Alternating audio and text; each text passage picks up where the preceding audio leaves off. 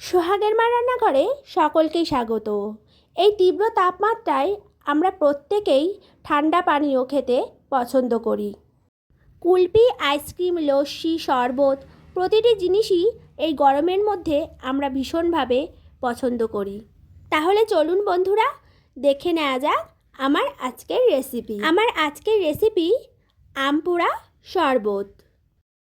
এই রেসিপিটি তৈরি করা খুব সহজ এবং খুব কম সময়ে এটি তৈরি হয়ে যায়। এই রেসিপিটির জন্য প্রয়োজন কয়েকটি কাঁচা আম। আমি এখানে বোটাসহ কয়েকটি আম নিয়েছিলাম। এরপর আমগুলিকে আমি জল দিয়ে ভালো করে ধুয়ে নেব। এরপর আমি গ্যাসটিকে জ্বালিয়ে নেব। গ্যাসের ওভেনে আমগুলিকে দিয়ে আমি একে একে আমগুলোকে ভালো করে সেঁকে নেব। এই সময় গ্যাসের ফ্লেমটিকে লো করে রাখবেন। আপনারা চাইলে রুটি সেঁকার যে নেটের জালিগুলি হয় তার ওপরে দিয়েও করতে পারেন। তবে বলে রাখি, আমগুলিকে অনেকটা সময় ধরে আগুনে ভালো করে পুড়িয়ে নেবেন। অল্প সময় ধরে পোড়ালে হয়তো আমের ভিতরে কাঁচা ভাব থেকে যেতে পারে। এতে আমের ভিতরের অংশটি ভালো করে সেদ্ধ হবে না। আমি এখানে আরেকটি আমও একইভাবে ভালো করে পুড়িয়ে নেব। আমটিকে ভালো করে পুড়িয়ে নিয়ে আমি একটি প্লেটে আমগুলোকে তুলে নেব।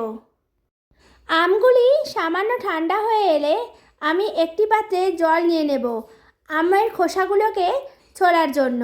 আমি একটি আমকে জলে ফেলে আমগুলোর থেকে খোসা ছাড়িয়ে নেব। আমের খোসাটা খুব সহজেই ছাড়িয়ে নেওয়া যাচ্ছে। আমের খোসাটা ছাড়ানো হয়ে গেলে আমি একটি পাত্র নিয়ে নেব আর নিয়ে নেব একটি গ্রেডার।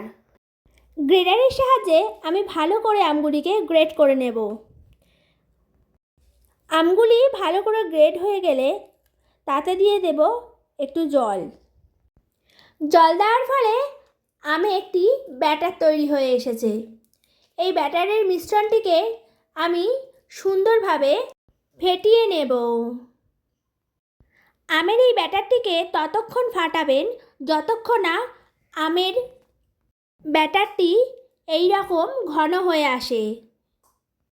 ভালো করে এই রকম ঘন হয়ে এলে আমি এই ব্যাটারটিকে একটি কাচের জারে ঢেলে দেব।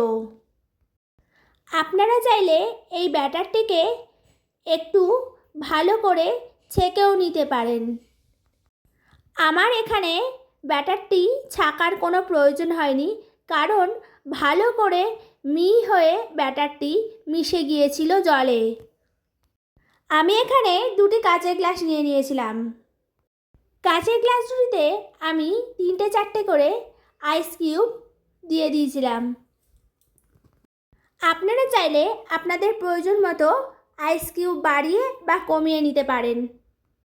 আইস কিউবগুলো দেওয়া হয়ে গেলে আমি আমের ব্যাটারটিকে গ্লাসের মধ্যে ঢেলে নেব। দেখুন বন্ধুরা, আমি এখানে আমের ব্যাটারটাকে ঢেলে নিয়েছি। দিয়ে দেব স্বাদ মতো চিনি। আমি এখানে 1/2 টেবিল চামচ চিনি দুবার করে দিয়েছি। আপনারা আপনাদের প্রয়োজন মতো চিনি অ্যাড করবেন। চিনি দেওয়া হয়ে গেলে আমি এখানে 1/2 টেবিল চামচ বিট নুন দিয়ে নেব আর দিয়ে দেব ভাজা জিরে গুঁড়োর মশলা। আপনারা চাইলে মৌরিও অ্যাড করতে পারেন। দেখুন, এখানে দারুণ একটি সুন্দর মিশ্রণ তৈরি হয়ে এসেছে।